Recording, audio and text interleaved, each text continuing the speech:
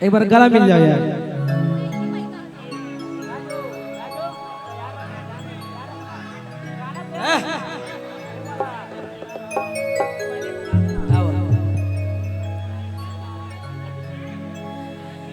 नैन छुरी से कटारी हो गई,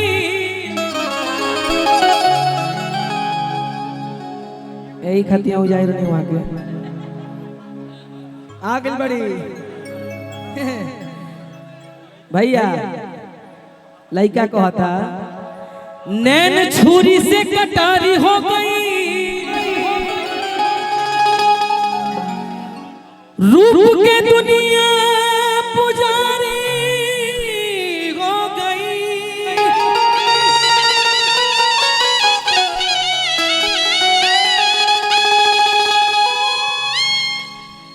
और केहू नजरिया में आके जब बसिए जाए,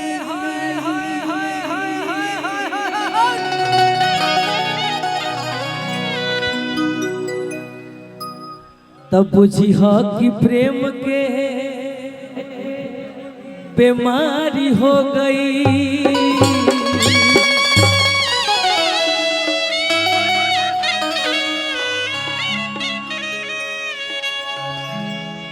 मैं अपनी डिम्पल जी के लिए कहता हूं, कहाँ पे तकीन देगा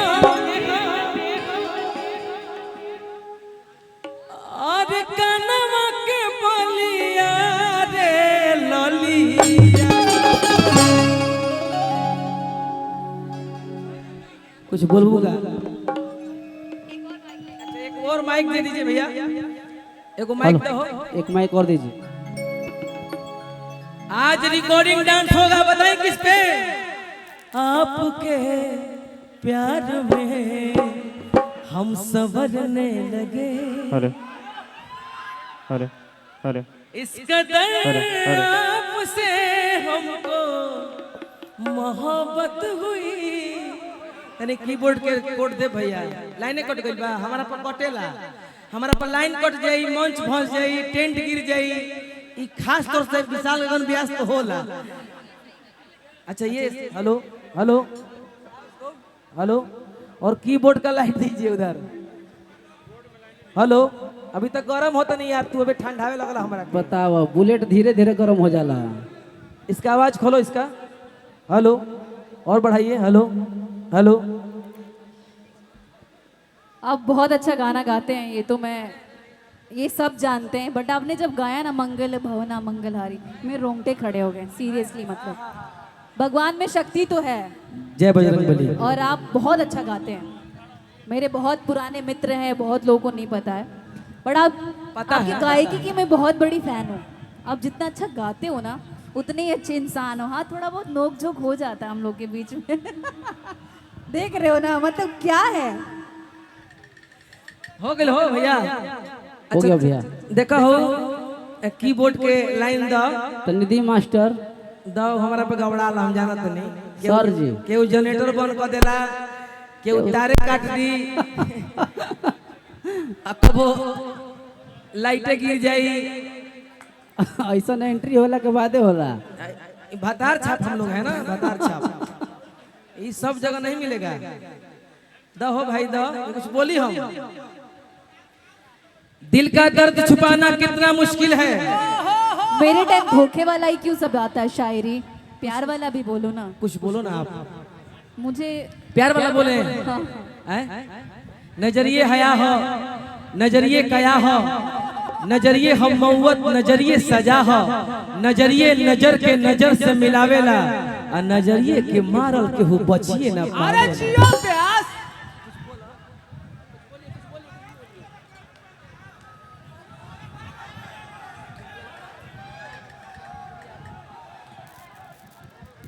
देखिए, ये आप ही का है। प्यार किया बदनाम हो गए, प्यार किया बदनाम हो गए, चर्चे हमारे सरेआम हो गए, और जालिम ने दिल उस वक्त तोड़ा जिस वक्त हम इसके प्यार के गुलाम हो गए। आप जिसका नाम ले रहे हैं ना, ऐसा कुछ है नहीं।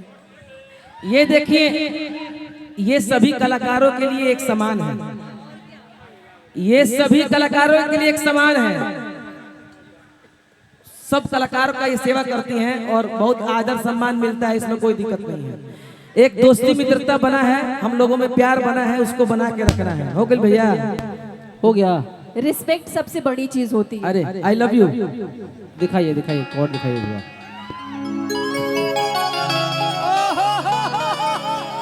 हर कहूँ तकीन देह कानवा के बोलिया हरे लोलिया। भाव में एकदम हिला के मार देता है गो माइक हल्का हल्का माइक धर लीजिए। कहाँ पे तकीन देह कानवा के बोलिया हरे लोलिया। तो मिले आ जई हो गोलिया। काहे से करत रहो? तो मिले आ जई हो गोलिया अरे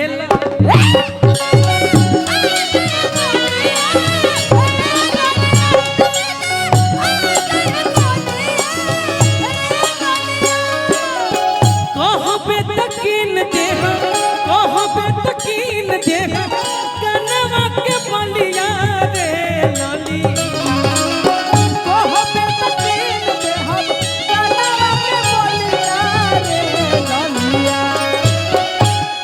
ये देखिए गायक तो है ये है। हाँ जी अब ये नेताजी बनने वाले हैं एकदम। तो नेताजी के पास माल का कमी नहीं है। तो धनंजय जी की तरफ से पुरस्कार आ रहा है। हार्दिक हार्दिक अभिनंदन बंदन है। दिल से धन्यवाद है आपको। धन्यवाद है। कहो पे तकीन देहो कनवा के बलिया रे लोली। मिले आ जई हो गोलिया अरे लोली।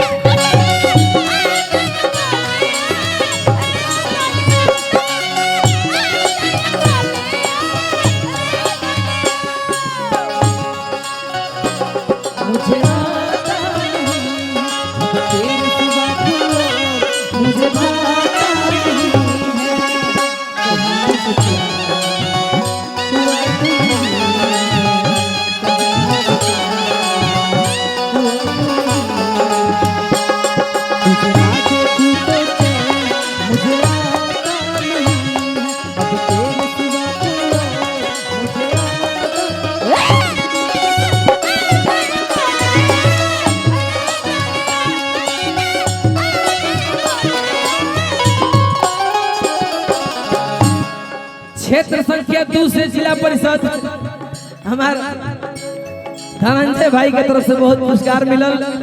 माई से यह विनती करब कि रउआ विजय होई, विजय के माला पहिरी और खूब आगे बढ़े।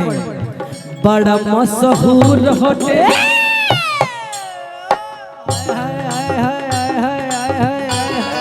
एगो मुर्गी के भाव मुर्गी तनी मंच पर शांति बनाई सब, मंच पर शांति बनाई सब। हम मार देते हैं तो कुछ करना नहीं है। देखिए डिम्पल जी देखिए। अरे तुम तो मुर्गी वाले के साथ रही हो यार। क्या जी? मुझे भी उसका नाम जानना है। आखिर वो शख्स कौन सा है? नहीं जानती हो? नहीं जानती हो? क्या हो? ये पब्लिक है, सब जानती है। पब्लिक है, सब जानती है। कुछ करना है पागल। देखो बड़ा मशहूर आवे तो जाए तो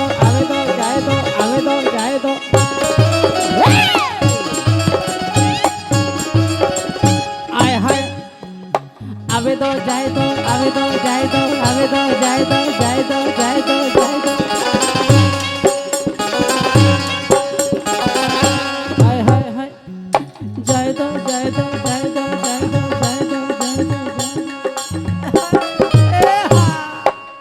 बड़ा मशहूर होते सिवान के पानी पियते निखर जाई डिम्पल तोर जवान।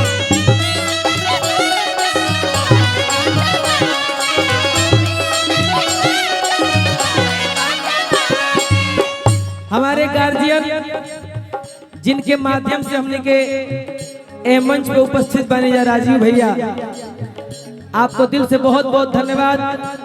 आपने हम जैसे कलाकारों को कुछ गाने सुनाने का कोडरा में मौका दिया, इसके लिए बहुत बहुत धन्यवाद। गंगा जी में जब तक की पानी रखे भैया तनी आ जाइए। डिम्पल जी, राजीव भैया, इन्हीं के माध्यम से कार्यक्रम हो रहा है। गंगा जी में जब तक की पानी रखे, चांद सूरज में जब तक की रवानी रखे, गंगा जी में जब तक की पानी रखे, चांद सूरज में जब तक की रवानी रखे, अपना साईं बाबा से विनती करो तानी हमरा राजीव भैया के तब तक जिंदगानी रहे। क्या बात है, क्या बात है। एक बार ताली का आशीर्वाद दे दो भैया। तब मिले आज है डोलिया,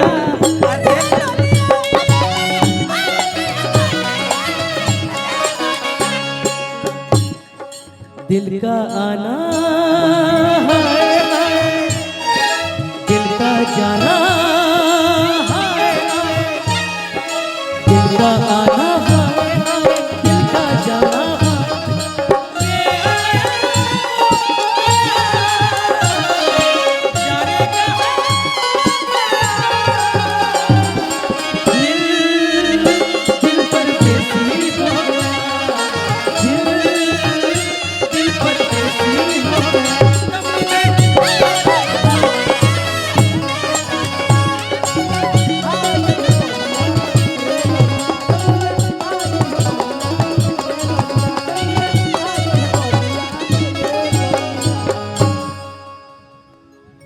एक जाते जाते प्यार वाला बात कहेंगे, आपसे विनती करेंगे, मतलब यही है, विनती करेंगे कि एक्टिंग कर दीजिएगा मेरी जान, एक्टिंग करो तुम। आप सबसे भोजपुरी की सबसे बड़ी हीरोइन है।